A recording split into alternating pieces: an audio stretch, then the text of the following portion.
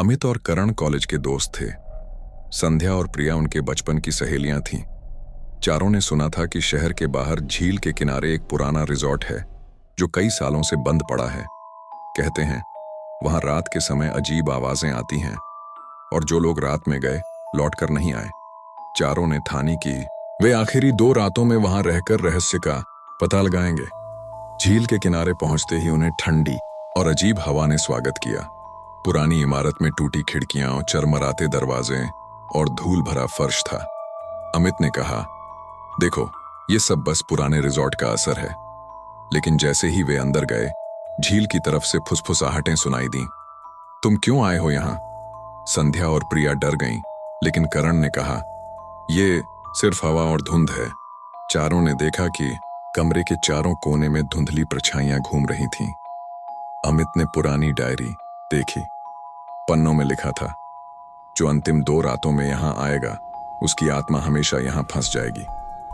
रात बढ़ने के साथ रिजॉर्ट की गतिविधियां और भयानक होती गईं। दीवारों से खून टपकने लगा, कभी दरवाजों की चरमराहट, कभी झील की ओर से पायल की खनक। एक पल में चारों ने देखा सफेद साड़ी वाली लड़की की परछाई उनके चारों ओर मंडरा रही थी।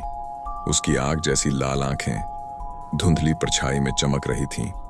अमित और करण ने टॉर्च की रोशनी मारी, पर परछाई अचानक गायब हो गई।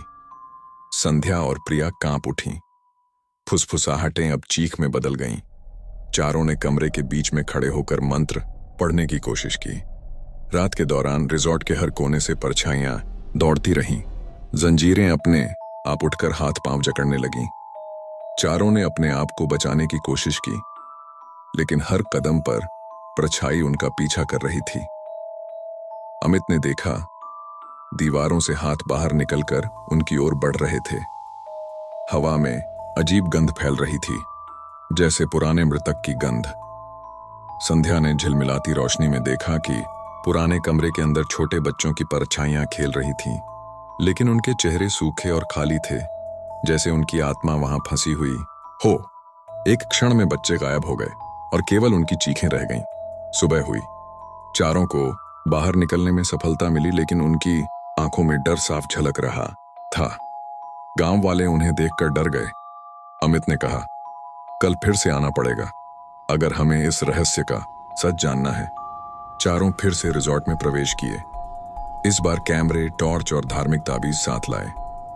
कदम रखते ही पुराने दरवाजे चरमराने लगे और झील की तरफ से अजीब आवाजें आईं। हवा इतनी तेज थी कि उनके बाल उड़ गए। कमरे की दीवारों पर धुंधली परछाइयां घूम रही थीं। अचानक सफेद साड़ी वाली डायन प्रकट हुई। उसने गर्जना की, तुमने मेरी नींद क्यों तोड़ी? अब तुम मेरी बलि हो। चारों डर के मारे एक दूसरे का हाथ पकड़कर खड़े हो गए। दीवारों से चीखें और मंत्रों की आवाजें गूंजने लगीं। प्रिया ने कहा, हमें रास्ता समझना होगा, लेकिन परछाई उनके चारों ओर और तेज हो गई। अमित ने डायरी खोली और पुराने मंत्र पढ़ने शुरू किए। हवा तेज हुई, धुआं फैल गया। सफेद साड़ी वाली डायन झपट्टी। करण ने ताबीज झील के पुराने कुएं में फेंका। डायन चीखती हुई धुएं में घुल गई। दीवारें हिलना बंद हुईं। परछाइयां गायब हो गईं। चारों ने राहत की सांस ली, लेकिन बाहर निकलते ही उन्होंने देखा कि कुएं का पानी लाल हो चुका है। किसी ने पानी में उभरती हुई आंखें देखीं। रात के अगले क्षणों में झील की सतह पर हल्की लाल रोशनी चमकने लगी। चारों ने महसूस किया कि यह केवल डायन की शक्ति नहीं, बल्कि रिजॉर्ट की आत्माओं का क्रोध था। अचानक टॉर्च बुझ गई और चारों अंधेरे में घिर गए। संध्या ने हाथ फैलाया, लेकिन उसके हाथ किसी अदृश्य शक्ति में फंस गए। प्रिया की चीख ने हवा में गूंज बनाई। अमित और करण ने जोर से मंत्र पढ़ना शुरू किया। अंधेरा कुछ पल के लिए हट गया, पर चारों ने देखा कि चारों कोने पर अब छोटी काली परछाइयां उभर रही थीं। वे इतनी तेजी से बढ़ीं कि चारों का घबराना स्वाभाविक था। कभी कभी उनके पैरों के नीचे जमीन गायब हो जाती और वे हवा में तैरते हुए महसूस कर रहे थे। रात के समय बढ़ने के साथ झील से भी आवाजें आने लगीं, जैसे पानी में कोई डूब रहा हो, उसकी चीखें बाहर आ रही हों। चारों दोस्तों ने देखा कि झील की सतह पर सफेद परछाइयां धीरे धीरे इंसानों के आकार ले रही थीं। वे चारों के चारों तरफ घूमने लगीं। अमित ने साहस करके डायरी के अंतिम पन्नों के मंत्र पढ़े। हवा तेज हुई और चारों को महसूस हुआ कि कोई अदृश्य शक्ति धीरे धीरे पीछे हट रही है। सफेद साड़ी वाली डायन फिर प्रकट हुई, लेकिन डीजमल उसकी हंसी अब डर से भी अधिक क्रूर लग रही थी। करण ने ताबीज झील में फेंक दिया और डायन चीखती हुई धुएं में घुल गई। अंतिम 2 रातों के बाद चारों मित्र थके हुए और डर से कांपते हुए रिजॉर्ट से बाहर निकले, लेकिन उनके दिल में यह डर हमेशा के लिए रह गया। झील का पानी अभी भी लाल दिखाई देता है और पायल की छनक, फुसफुसाहटें, कभी कभी चीखें अब भी सुनाई देती हैं। गांव वाले अब उस रास्ते से भी नहीं गुजरते। रिजॉर्ट की छाया हर रात फैलती रहती है और जो भी साहसी वहां गया उसकी आत्मा हमेशा के लिए वहां फंस सकती है। चारों दोस्तों ने यह अनुभव अपने जीवन में कभी नहीं भुलाया।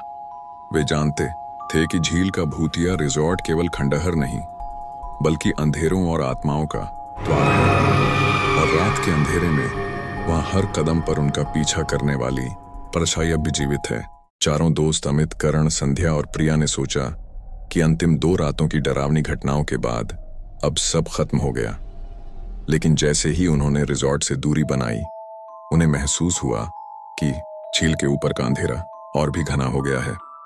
हवा में हल्की ठंडी फुसफुसाहटें गूंज रही थीं। तुम वापस आए हो। चारों के दिलों में डर फिर से पैदा हुआ। अमित ने कहा, हमने सब देखा, पर शायद यह सिर्फ शुरुआत थी। करण ने जवाब दिया, अगर यह सच में खत्म हो गया होता तो आज रात इतनी अजीब ठंडी हवा क्यों है?